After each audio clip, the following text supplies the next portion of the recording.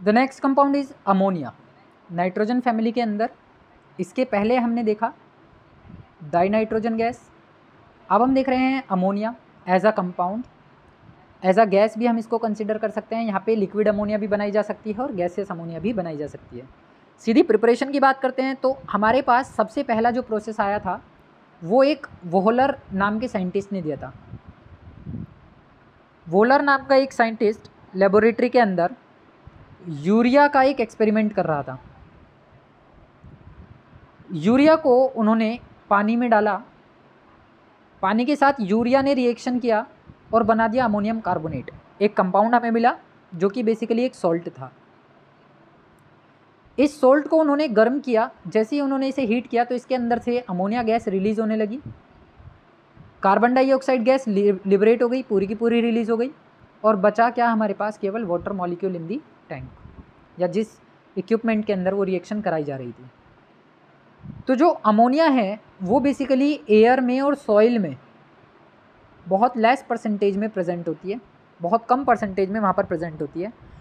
और जितने भी हमारे नाइट्रोजनस ऑर्गेनिक मैटर होते हैं, यूरिया जिसमें कि एक एग्जाम्पल है, या नाइट्रोजनस फर्टिलाइजर्स हैं, उनके डिकम्पोजिशन से भी हम अमोनिया गैस को निकाल सकते हैं। साथ ही इसमें सेकंड प्रिपरेशन की अगर मैं बात करूं तो अमोनियम क्लोराइड के सॉल्यूशन को कैल्शियम हाइड्रोक्साइड से रिएक्शन करा दो, जिसको हम क्या बोलते हैं? अमोनियम सॉल्ट बोलते हैं या अमोनियम सोडा लैक बोलते हैं। इसको हमें रिएक्शन करा देनी है किसके साथ? कैल्शियम हाइड्रोक्साइड, जिसको हम नाम देते हैं लाइम का। जैसे ही ये दोनों मिक्सचर आपस में रिएक्शन करेंगे, तुरंत अमोनियम आयन अपने अंदर से अमोनिया गैस को रिलीज़ कर देगा। जैसे ही अमोनिया गैस यहाँ से रिलीज़ होगी,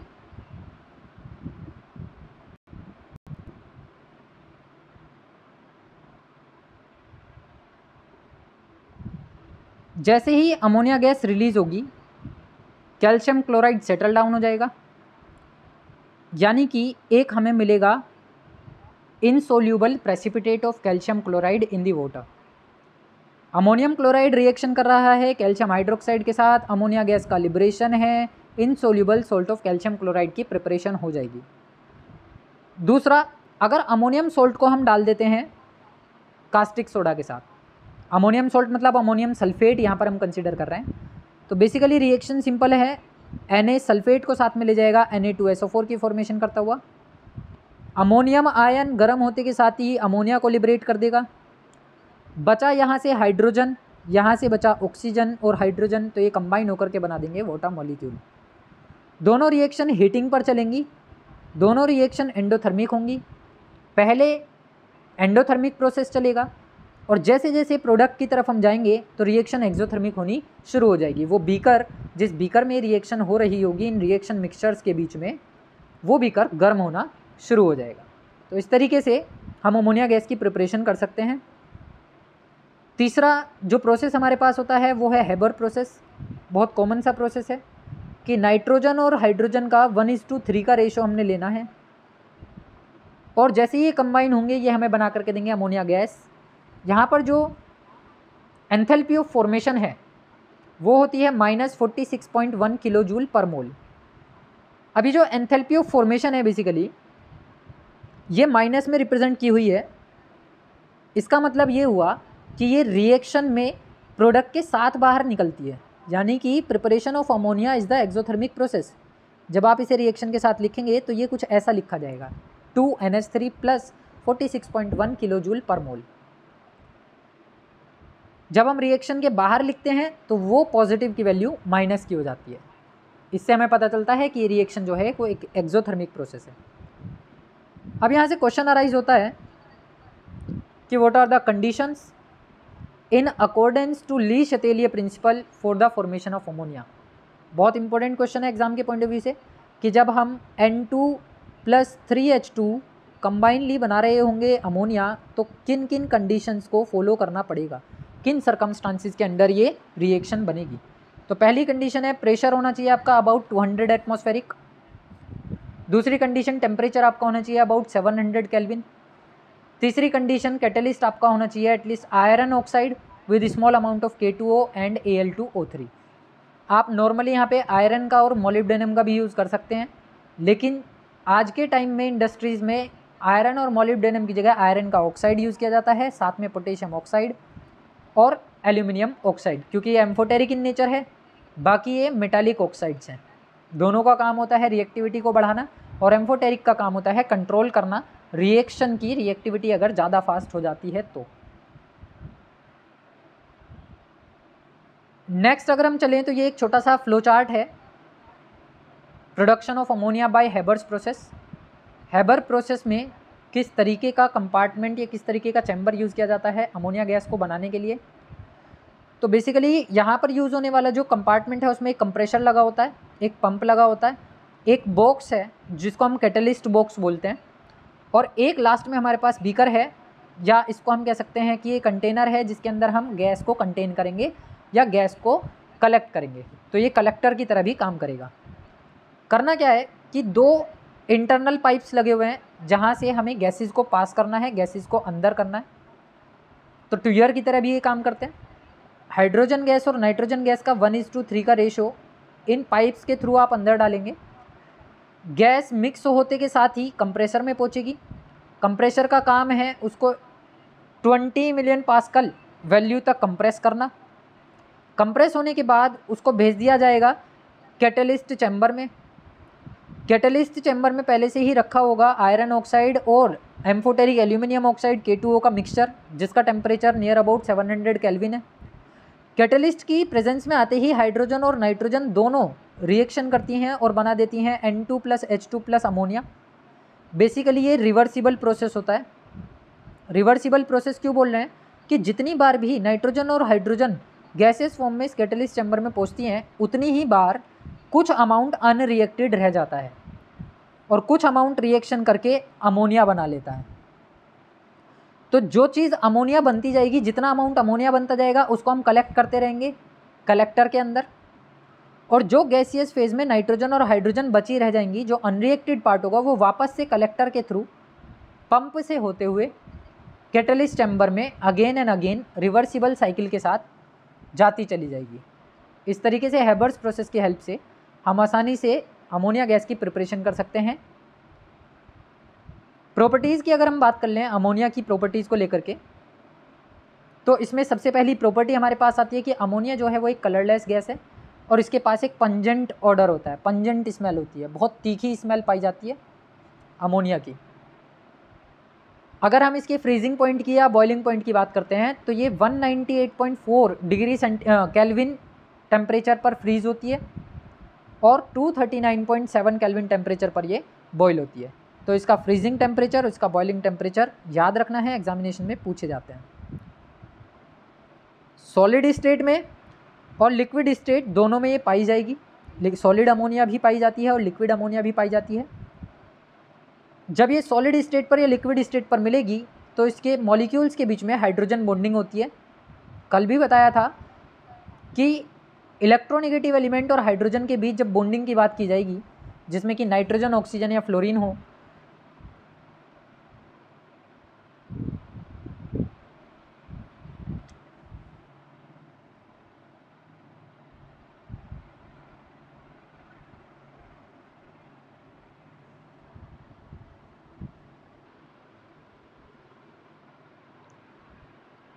तो सॉलिड एंड लिक्विड दोनों ही स्टेट में नाइट्रोजन हमें देखने के लिए मिलती है। और नाइट्रोजन जब अमोनिया की फॉर्म में हमें मिल रही हो NH3, तो यहाँ पर नाइट्रोजन और हाइड्रोजन कंसिस्टेड होते हैं due to the hydrogen bond.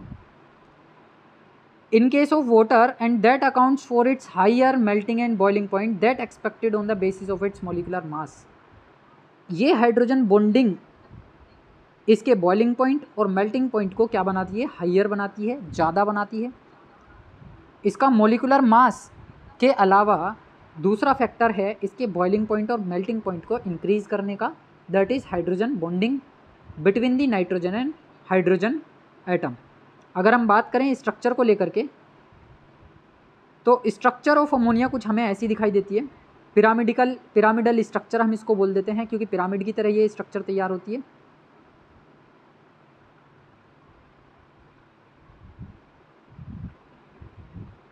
तो ये है स्ट्रक्चर ऑफ अमोनिया। अमोनिया के अंदर जो नाइट्रोजन है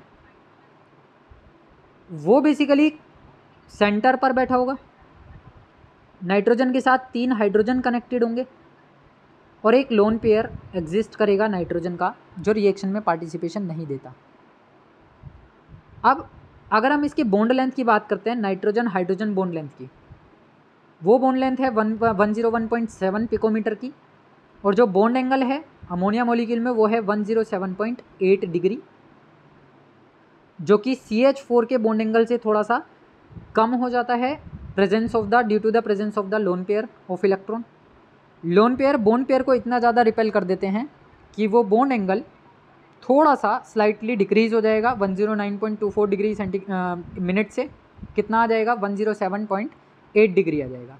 अब यहाँ पे अगर हम हाइब्रिडाइजेशन की बात करते हैं तो अगर मैं हाइब्रिडाइजेशन चेक करता हूँ तो हाइब्रिडाइजेशन हमें मिलता है sp3, यानी कि जो नाइट्रोजन है हाइड्रोजन के साथ कंसिस्ट होने के लिए वो sp3 हाइब्रिडाइज्ड होगा। इसका एक s ऑर्बिटल और p के 3 ऑर्बिटल पार्टिसिपेशन देते हैं रिएक्शन में अमोनिया का मॉलिक्यूल बनने के लिए या अमोनिया की स्ट्रक्चर बनने के लिए। तो जो शेप है बेसिकली वो कैसी है, वो पिरामिडल है। देखो ये पिरामिड की तरह एक स्ट्रक्चर बन रही है।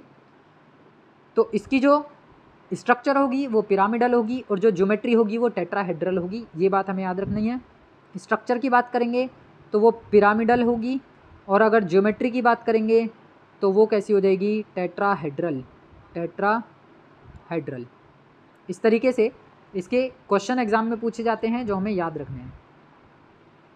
प्रॉपर्टी में बात करूँ अगर, तो अमोनिया जो है, अमोनिया गैस वो हल्की सी या मतलब गैसियस फॉर्म में बहुत ज़्यादा सोल्यूबल होती है पानी के अंदर।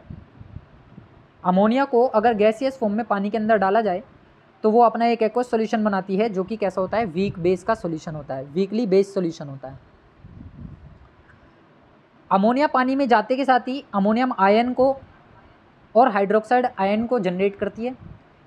अब क्योंकि अमोनियम आयन जो है वो बहुत वीक है और हाइड्रोक्साइड आयन थोड़ा सा as compare to ammonium strong है, जिसकी वजह से इसका जो सॉल्यूशन बनता है वो भी बेसिक होता है लेकिन वीक बेस उसको कंसीडर किया जाता है। तो दोनों ही आयन की कंसिस्टेंसी अच्छी खासी पाई जाती है जब अमोनिया को पानी के अंदर डिसॉल्व करते हैं। यहाँ से क्वेश्चन अराइज होता है कि what happens when ammonia hydroxide is made to react with zinc sulphate and ferric chloride respectively. एक बार इसको जिंक सल्फेट से रिएक्शन करानी है, एक बार फेरिक क्लोराइड से रिएक्शन करानी है। तो जिंक सल्फाइड से जब अमोनियम हाइड्रोक्साइड रिएक्शन करता है तो अमोनियम अपना एक सल्फेट सॉल्ट बना लेता है और जिंक आसानी से हाइड्रोक्साइड बना लेता है। तो जिंक हाइड्रोक्साइड का वाइट पीपीटी देखने के लिए मिलेगा सॉलिड फॉर्म में, और अमोनियम सल्फेट एक्वस फॉर्म में ही उस बीकर में पड़ा रहेगा जिस बीकर के अंदर वो रिएक्शन कराई जा रही है।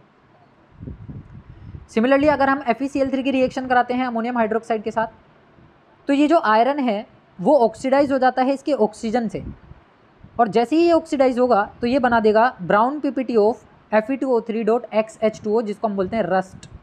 ये फॉर्मेशन कर देता है रस्ट की, और अमोनियम जो है वो क्लोरीन को लेकर के बाहर निकल जाता है अमोनियम क्लोराइड की फॉर्मेशन करता हुआ।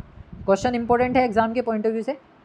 तो दोनों तरीके याद रखने हमें। जिंक सल्फेट से जब हम रिएक्शन कराते हैं तो अमोनियम सल्फेट बाहर जिंक का ऑक्साइड बन जाता है, अमोनियम क्लोराइड पूरा का पूरा सेपरेट हो जाता है, और आयरन ऑक्सीजन से ऑक्सीडाइज होकर के क्या बना देगा, वाटर मॉलिक्यूल को कंटेन करते हुए रस्ट का फॉर्मूला या रस्टिंग के प्रोसेस को ये करा देता है स्टार्ट।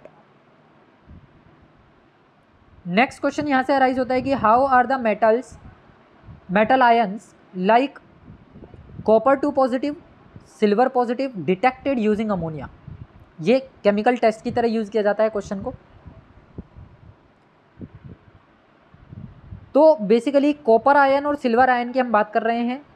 क्लासेस में पहले भी कई बार इस क्वेश्चन को मैंने रिपीट किया है। केमिकल टेस्ट है कॉपर आयन का और सिल्वर आयन का। तो कॉपर आयन अगर अमोनिया से रिएक्शन करते हैं, अगर एक्वस कॉपर आयन यानी कि आप कॉपर सल्फेट ले लो तो एक्वस सॉल्यूशन बन गया। एक्वस सॉल्यूशन में copper 2 positive ion aqueous state में पड़े होंगे, उसके अंदर अमोनिया लिक्विड अमोनिया डाल दो। एक्वस का मतलब है लिक्विड अमोनिया।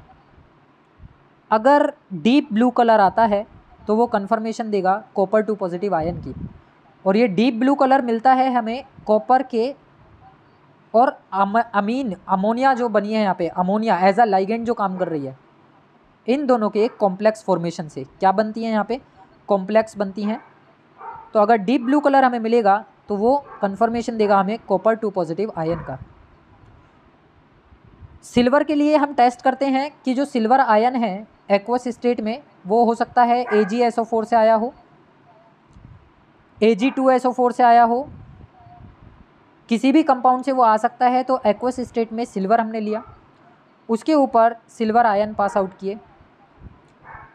सबसे पहले वो वाइट पीपीटी बनाएगा AgCl की, AgCl के ऊपर आप अमोनिया गैस पास करोगे। अमोनिया गैस पास करने के बाद अगर वो पूरा का पूरा कंपाउंड कलरलेस ही रहता है, जैसा हमने लिया था वो एज इट इज़ बना हुआ है, लेकिन वहाँ पर एक कॉम्प्लेक्स फॉर्मेशन हो जाती है, तो वो कन्फर्मेशन देगा सिल्वर आयन का। दोनों रिएक्शंस को सिल्वर टेस्ट और कॉपर आयन टेस्ट के लिए यूज़ किया जाता है। दोनों रिएक्शंस इंपॉर्टेंट हैं। नेक्स्ट क्वेश्चन यहाँ से आता है कि from the reaction what typical characteristic of ammonia can be gathered, कि रिएक्शन से आप अमोनिया की कौन सी कैरेक्टरिस्टिक को कैलकुलेट कर सकते हैं या फिर कलेक्ट कर सकते हैं। तो बेसिकली यहाँ से एक प्रॉपर्टी हमें मिलती है presence of lone pair of nitrogen. तो presence of lone pair of electron, तो presence of lone pair of electron on nitrogen the ammonia molecule makes it Lewis base. ये क्या बना देती है, अभी हमने देखा इसका सॉल्यूशन भी कैसा होता है, वीक बेसिक होता है। जब अमोनिया को पानी में डालते हैं उसका सॉल्यूशन भी वीक बेस मिलता है। तो ये इलेक्ट्रॉन पेयर को डोनेट कर देगा और मेटल आयन के साथ बहुत आसानी से अपना एक कॉम्प्लेक्स बना देगा, जिसकी वजह से हमें डिटेक्शन होता है मेटल का। अगर नाइट्रोजन एक्वस स्टेट में अपने लोन पेयर को रिलीज़ ना करे तो ये कॉम्प्लेक्स की फॉर्मेशन पॉसिबल नहीं हो पाएगी। तो अगर कहीं पर नाइट्रोजन कंसिस्टेड है और कोई कॉम्प्लेक्स बनता है तो वहाँ रिस्पॉन्सिबल होगा नाइट्रोजन का लोन पेयर, जो कि रिएक्शन में पार्टिसिपेशन देगा मेटल के साथ और उसका एक कॉम्प्लेक्स फॉर्मेशन कर देगा, साथ के साथ हमें मेटल की डिटेक्शन करके देगा। नेक्स्ट और लास्ट इसमें आ जाता है हमारे पास यूजेस ऑफ अमोनिया। तो अगर मैं अमोनिया के यूज़ की बात कर रहा हूँ तो सबसे पहली जो चीज़ है, हम बहुत सारे नाइट्रोजनस फर्टिलाइजर्स बनाते हैं विद यूजिंग अमोनिया या ammonium nitrate, urea, ammonium phosphate, ammonium sulphate. सारे के सारे कौन से हैं, अमोनिया के कंपाउंड हैं। सब किससे बने हुए हैं, अमोनिया से बने हुए हैं। तो अमोनिया का यूज़ किया जाता है इन सारी चीज़ों को बनाने में। नाइट्रिक एसिड की प्रिपरेशन में भी अमोनिया का यूज़ किया जाता है। नाइट्रिक एसिड को हम पढ़ेंगे, नाइट्रिक एसिड की प्रिपरेशन जब हम देखेंगे तो वहाँ पे बताया जाएगा कि अमोनिया का क्या यूज़ है, किस तरीके से हम इसको यूज़ करते हैं। और लास्ट इसमें आ जाता है कि liquid ammonia is also used as a refrigerant, जिसको हमने अभी पहले भी पढ़ा कि लिक्विड फॉर्म में ये हमारे रेफ्रिजरेटर्स में और कूलेंट वाले इक्विपमेंट्स के अंदर इसको यूज़ करते हैं। तो बेसिकली ये हो गई हमारे पास अमोनिया, उसकी प्रिपरेशन, लेबोरेटरी में कैसे बनाते हैं, अमोनिया से रिलेटेड कुछ इंपॉर्टेंट क्वेश्चंस और उसकी केमिकल प्रॉपर्टीज़।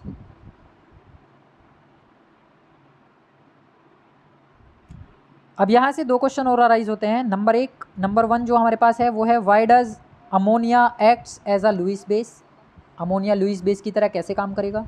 और दूसरा व्हाई डज NO2 डाइमराइजेज, ये अकेले कभी भी एग्जिस्ट नहीं करती। NO2 ये हमेशा डाइमराइज हो जाती है और अपना एक मॉलिक्यूल बनाती है N2O4। दोनों क्वेश्चन इंपॉर्टेंट हैं, काफ़ी वेटेज है, काफ़ी बार रिपीटेशन हुआ है इनका बोर्ड एग्जामिनेशन में। तो अगर मैं बात करता हूँ अमोनिया की कि ये लुईस बेस की तरह काम क्यों कर रहा है, तो उसके पीछे का रीज़न है loan pair of electron of nitrogen which is available for donation.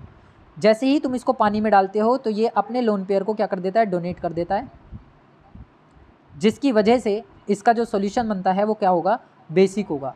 यानी कि लुईस बेस वो स्पीशीज़ होती हैं जिनके पास लोन पेयर इलेक्ट्रॉन प्रेजेंट हो और वो एबल हो अपने लोन पेयर ऑफ इलेक्ट्रॉन को रिलीज़ कराने में